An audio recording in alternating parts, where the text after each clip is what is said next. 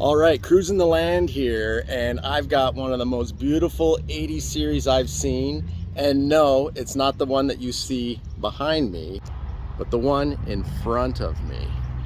This is a piece of art.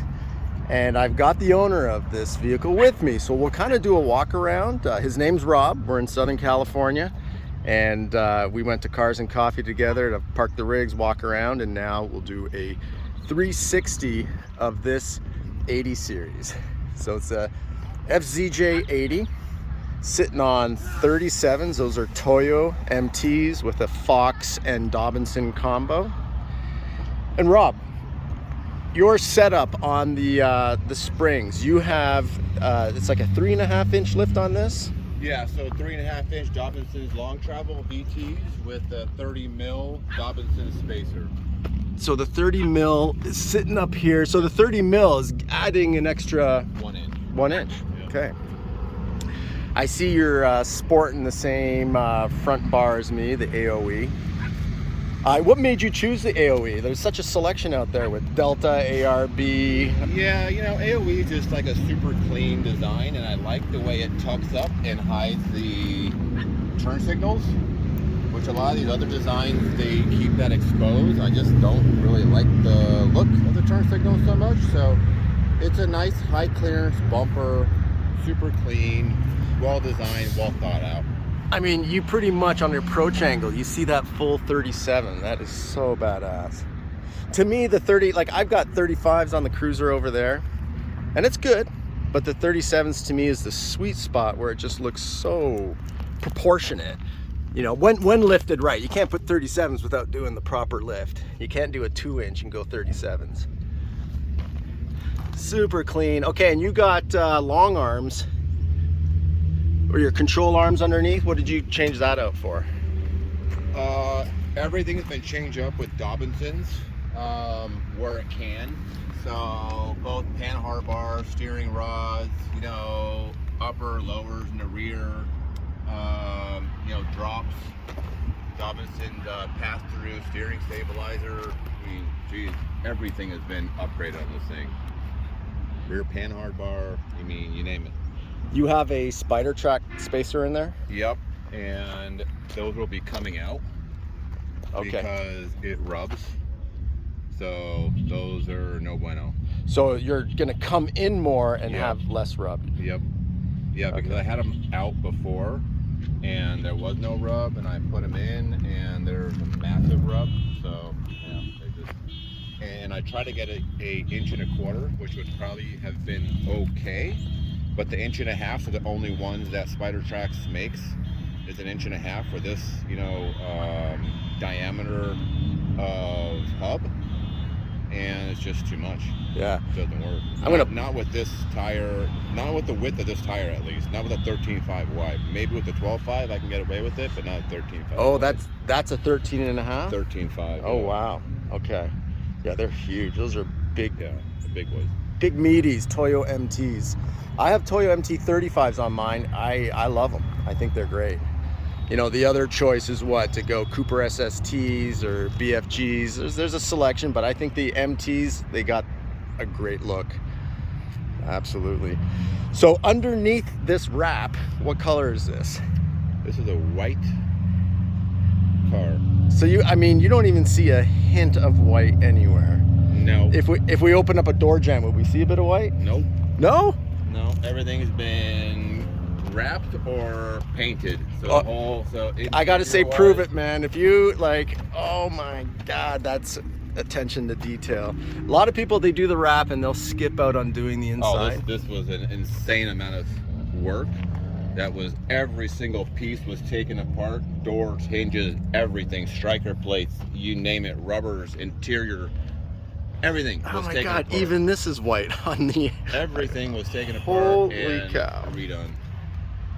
Oh, this is, now that we're looking at the interior, so clean. You know, video can't tell you other senses, but it smells so good inside. It smells like that new leather smell. You must be using, like, I've got some stuff, same thing, Yeah. like that when you put the conditioner on, it smells Yeah. like leather in there. Yeah, it's nice. Oh, that's man. clean. All right, I'm sure people watching this are like, Is it triple locked? Sure is. Oh, is it? It's not a OE triple locked. It's a aftermarket ARB triple locked. Which and some I used. So some people, they prefer the ARB because it's engaged or it's disengaged, and sometimes the E-locker, the problem is that it takes time to disengage, you know, and still locked in. But that's cool, yeah, ARB, good way to go. Yeah. And you have the ARB switches? I do not. I have the factory switch integrated into the dash. So we use a factory switch with the factory lights on the cluster. Cool. Can we see that? Super, the triple super locked. clean. Factory switch. Oh, yeah, that's nice. Yeah, because usually I have one that's got all the ARBs here, a bunch of switches, Yep. but you just kept Which it I clean. don't really love the look of, you know, I like a clean, uncluttered, OE look setup to all my builds. You know, so I kind of like, I did the Gentex mirror mod, you know, where you got the compass and temperature, which you won't get in 80s. Oh, that's cool. Which I love. That's a good setup. Oh, the good old trusty yeah, cup holder, because they and gave then you us. got the Lux Auto gauge setup. If you ever seen that.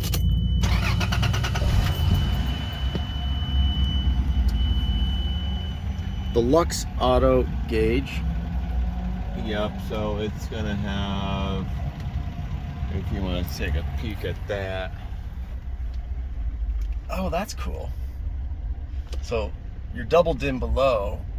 So instead of using your original clock, which a lot of times is worthless, you can replace it with that setup, you know, which, you know, I run my tranny temp gauge and my oil pressure gauge through there, so I have an actual Where do you get that from? Lux Auto, L-U-T-Z. Lux Auto. Okay. Yeah, auto. And what does that cost to get? I think with all the sensors, with the training sensor and the speedometer calibration, as well as the oil pressure sensor, those are all optional. I think it was about almost 500, Okay. something like that. But it's good data to have when you're on the trail, and you know, who cares about that digital clock that's there? But I like that idea of. And you can see here that the diff lock lights do work with that switch. Nice. Yeah, we Big could deal here. We heard the compressor go. So you're locked just like that. So us with the E-lockers, we know that you might have to roll a bit before it engages. You were locked instantly without even moving. Yep. Another thing I saw on the back is that plate is so cherry. It's just matches the car. So you don't have and it's not even the black and yellow California plate. Yep. What'd you do? We did a black wrap with the reflective silver lettering and the cursive California. And it just digital cut. It's the exact same font, obviously. You know, it's super hard to find, but exact same font as, you know, the originals, and just blends in nicely. That is so cool. Better than the yellow, in my opinion. But and are we allowed to do that? Is that a? you know, I mean, that's to each their own. You know, some.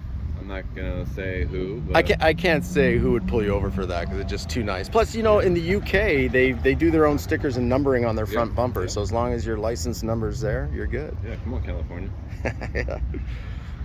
Yeah, it's so nice. And then the KMs. Yeah, KMCs. I noticed you're missing screws around here. I took them out because I like to mix up a look. So I wanted to see what they would look like, you know, without the bolts. Yeah. Which I like both looks, you know, so I like to mix it up. But in the rear, I left them out because I kind of like the look, not bad. And you can do it. Left them in.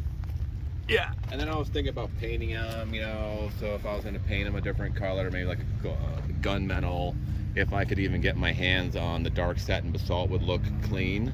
But I mean, that's just, you know, it looks good black. Yeah. I mean, absolutely. So far, so good. But those are fake bead lockers, so obviously you can do that. Yep, simulate beads. Yeah, don't do it if it's real bead lockers. That wheel's popping off. Oh boy, yeah. Okay, very cool. Okay, and then we have the aftermarket light. Yep. That's kind of cool because I think you got to get rid of the orange. You can't have like the original lights on here. It's got to be something clean like what we see. Yep, just nice clean LEDs, you know. And then we blacked out the side markers. Now up top, a lot of these rigs get the Prinsu. You went with Front Runner. Yep. I like it. It's so nice.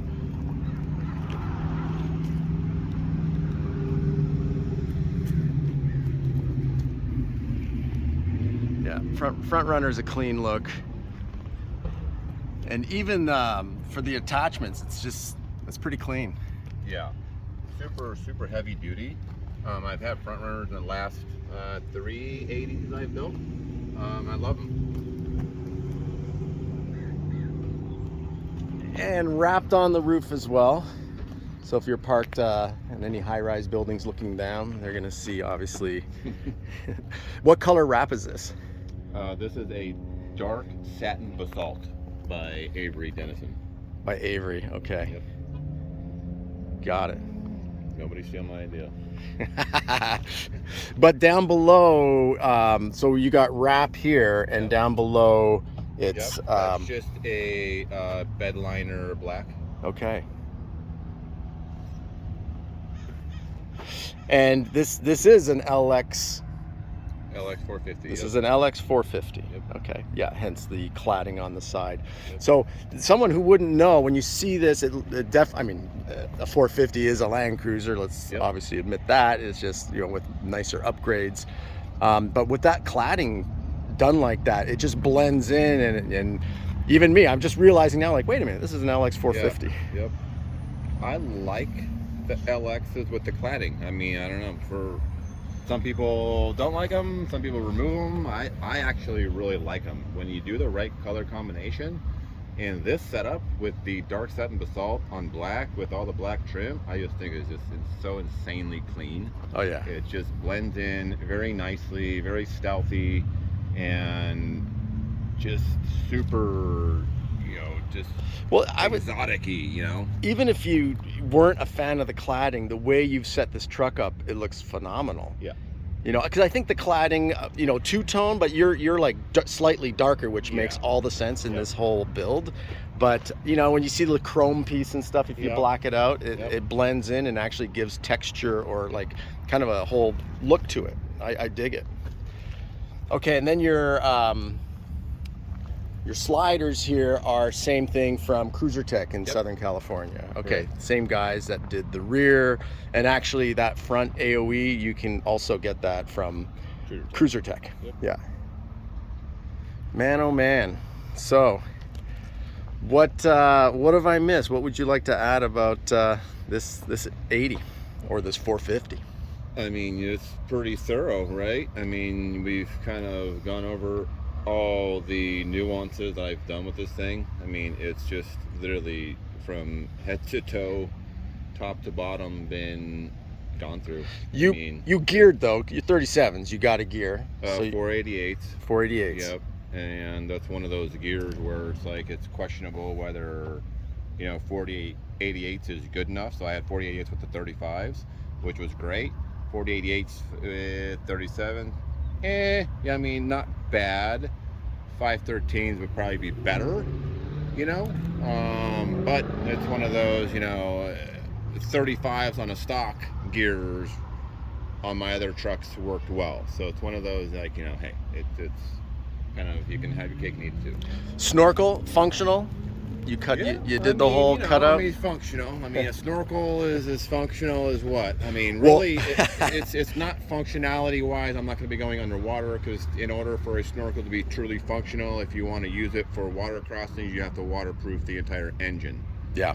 Right. So the whole engine bay needs to be waterproof. So it's not just like, you know, a functional snorkel. Diff breathers. More functional for dusty dirt roads. You know, in South Africa, I'll just turn it backwards, you know, so it gets clean air backwards. And, well, in Southern California, our water crossings are 2 inches of it's a puddle. Yes, our puddles. But the look is badass. It's just, you know, when you're putting a snorkel, the scary thing is you're cutting into your fender. Yes, that's the only painful part. So, but hey, you can always buy a new fender, right? No, this thing's badass. It's clean, you know. I look at it and I say it's got the winch too. You went with the VRO 10. Oh, VRO 10S and synthetic.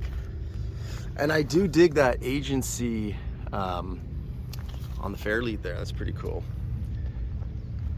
I think it's nice because it's, again, blacked out, but just the whole look of this rig is sweet.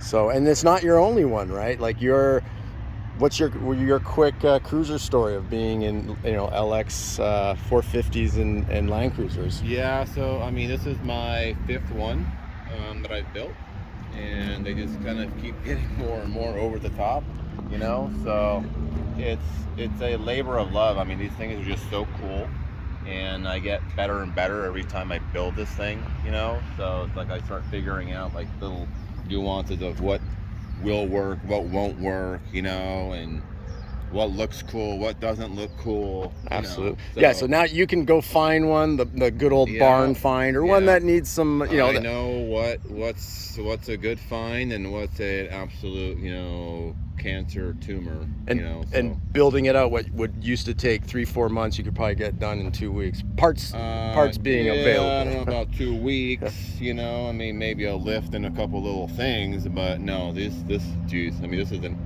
never-ending project. This one probably took me a good part of a year or two, you know, kind of keep doing over and over. I mean, I don't have that wrap 8 hours that a day. wrap job alone is a 3-week job. Oh, I mean, yeah. What would you ballpark a cost of wrapping? Because some people are I would like, never ever in my life wrap another 80 again because of the amount of work.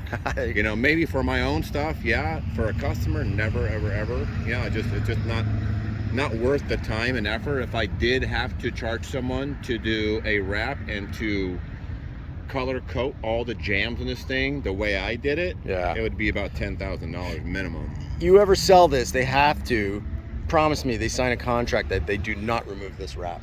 Oh, for sure. This wrap has to stay on. If they remove it, they're crazy. That's on them, right? So yeah, it would just be a shame. Well, awesome. Love the rig. So beautiful. Thanks for taking the time and sharing that with us in the Cruising the Land channel. And hopefully we see this crawling. Well, I'll have to buzz you up next time I hit a trail, and let's see this flex. Yeah. All right. Well, cool. Subscribe below if you want to see more cruiser videos, and happy trails, folks.